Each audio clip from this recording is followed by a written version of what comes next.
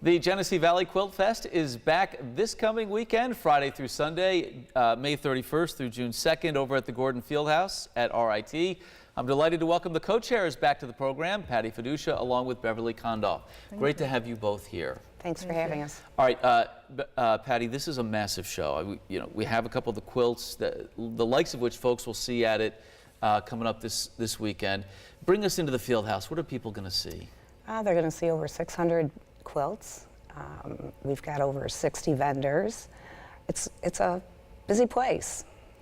And what types of quilts will be on display? Well, we have traditional, we have award-winning quilts, we have art quilts, we have special exhibits, to name a few. We have lectures. There's workshops going on. So we expect probably between 3,500 and 4,000 people. It's amazing just how popular this event is. Beverly, I want to ask you, I know in addition to the quilts themselves, you got some special events going on each day of the Quilt Fest. Tell us about those. Yeah, on Friday, the first day of the Quilt Fest, in the center of the floor of the field house, we have a special event area, and on Friday there will be a member demo session where various members of the quilt club will give demonstrations of various quilting skills. On Saturday, there's a competition where we have teams that come in and do what's called a round robin event, and they have a period of a couple hours in which to complete a quilt and compete for prizes. On Sunday, we have an event that's called a Susan B. Anthony Sit and Sew, and we're inviting members of the public to come in and make blocks to be put into the Susan B. Anthony 2020 quilt, which is to commemorate the women's right to vote. Sure. And from a members of the public standpoint, they can also get involved and have their quilts judged, perhaps, and win a cash prize, right?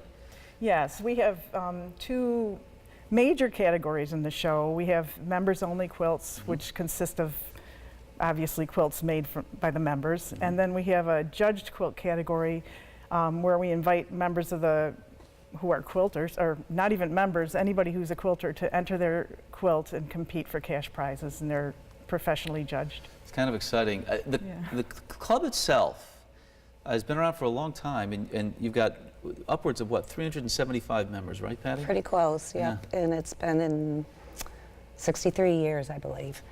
One of the largest quilt guilds, clubs, whatever. What do you attribute the interest in quilting in this area to? Do you have any sense of why there's such a following? Well, I think quilting has evolved. It used to be just bed quilts that people would make. Right. And then it became, okay, let's make an award-winning quilt, such as these. I don't know, I think younger people, we do have a youth category where youth enter their quilts, and it's kind of exciting. We also have a modern quilt category. There's something called the modern quilt movement, which is sort of against the traditional mode. Yeah, you take like a traditional block, cut it up and put it back together. Yeah, and also, quilts serves a means of self-expression. Art quilting, this is an example of an art quilt, is nice. It's a nice way to go outside the box and just do your own thing. Sometimes people do a lot of social commentary in their quilts. It's a safe way to do social commentary. It beats Twitter, that's for sure. Yeah.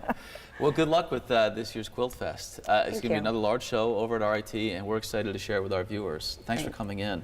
Thank you, Mark. As we finish up, we should mention a couple of things. One, this is the largest volunteer-run quilt show in the entire country, right here in our area.